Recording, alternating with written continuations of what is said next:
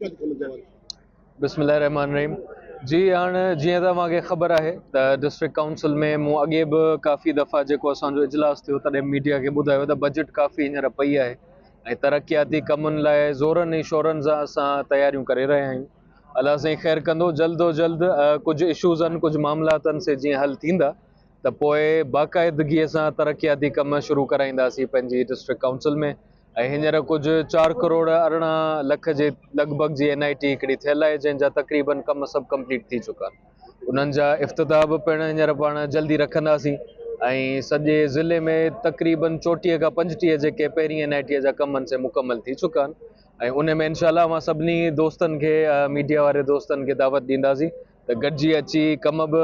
जेके आहिनि उन्हनि जे इफ़्तिताह में शरीक बि थियो ऐं चेक बि करियो उन्हनि जी क्वालिटी, उन्हनि जो बिल्ड जेको आहे त कहिड़े तरीक़े सां कम थिया आहिनि। ऐं विजन मुंहिंजी इहा आहे त वधि खां वधि जेको कमु करे था सघूं, जेको असां ॾे बजट आहे उन में बि ऐं CM साहब खे ऐं पार्टी लीडरशिप खे अलॻि सां बि दरख़्वास्त रखूं त वधि में वधि जेको फंड ॾीन त ज़िले जा तरक़ियाती कम ओतिरा वधि में वधि करे सघूं। सर गॾोगॾु इहो बि जेको आहे अफगानी बिरादरी ख़ासि करे जेको ॿाहिरि वारनि ॿुधायो त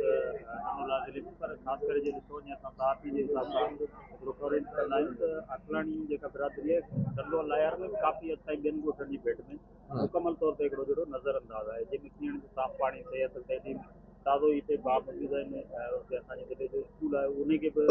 समूरे ज़िले में वाहिद स्कूल जेके बंदि कयो आहे जो नयाणी तालीम हासिलु कनि, उन जे हवाले सां त ख़ासि करे जेके ॾिसो वञे थो त मटियारी या डंडोला जेके बॉर्डर एरिया आहिनि उन्हनि ते इहे तरक़ियाती कम तमामु घटि थियनि ऐं हिन बिरादरी खे ख़ासि करे जेको मुकमल तौर ते हिकिड़ो नज़र अंदाज़ी कयो वियो आहे उन जे हवाले सां वाह ॾिसो, पीपल्स पार्टीअ जी जंहिं जाइ ते ॻाल्हि कजे त उहो मंशूर इहो ई हमेशह रहियो आहे त वधि खां वधि जेको कमु करे सघिजे सो कजे। अवामी पार्टी आहे, अवाम जी ख़िदमत लाइ इन जो बुनियादु रखियो वियो ऐं उन हिसाब सां ईअं कंहिं बिरादरीअ खे नज़रअंदाज़ हासिलकार त किथे बि मुंहिंजी सम्झ में पीपल्स पार्टीअ जो को बि चेयरमैन आहे या को बि मेंबर आहे या MP आहे, MNA आहे, उन्हनि कोन कयो हूंदो। इहो महज़ हिकिड़ो इतफ़ाक़ थी सघे थो। बाक़ी जेके तरक़ियाती कमनि जे हवाले सां मां ॻाल्हि करियो पिया, उहो मूंखे पूरी पक आहे त उते बि ज़ोरनि शोरनि सां तयारियूं शुरू हूंदियूं त कमुकार जेतिरो बि थी सघे हर कंहिं लाइ, सिर्फ़ु अकलाणी बिरादरीअ लाइ न, ॿियनि लाइ बि ओतिरो वधि में वधि कमु करे सघिजे। ऐं जेके चेयरमैन आहिनि उहे तमामु क़ाबिल एतिराम चेयरमैन आहिनि। पंहिंजा मेयर हिन पासे बॉर्डरिंग आहे, काशिफ शोरो साहब आहे, हिन पासे पंहिंजा मीर साहब आहिनि, उहे चेयरमैन आहिनि। उन्हनि जो बि हमेशह खां इहो ई रहियो आहे त वधि में वधि जेको पंहिंजे अवाम लाइ